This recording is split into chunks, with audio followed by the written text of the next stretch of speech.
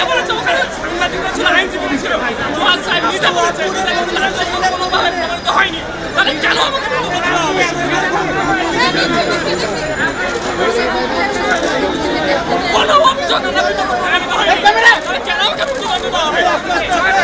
আমি কি করেছি? আমার অপরাধ, আমি আপনার রুমমেট, আমার অপরাধ।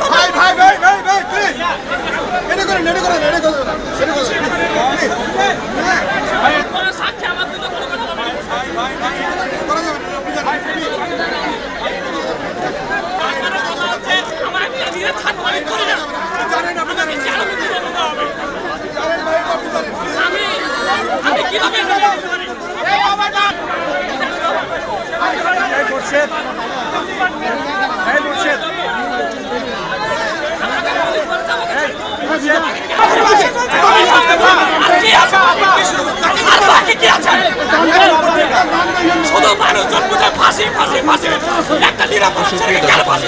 আমি জানি না এই ছেলেটি সত্যি কথা বলছে কিনা, তবে উনি যদি সত্যি কথা বলে থাকেন তাহলে অবশ্যই আপনাদের উচিত এর বিরুদ্ধে প্রতিবাদ করা, ওকে মুক্ত করা। তো এই ছিল আপনাদের কাছে আজকের এই ভিডিও। তো আশা করি ভিডিওটি ভালো লাগলে অবশ্যই সাবস্ক্রাইব করবেন আর সর্বশেষ আপডেট পেতে এই চ্যানেলের সাথেই থাকবেন। ধন্যবাদ সবাইকে।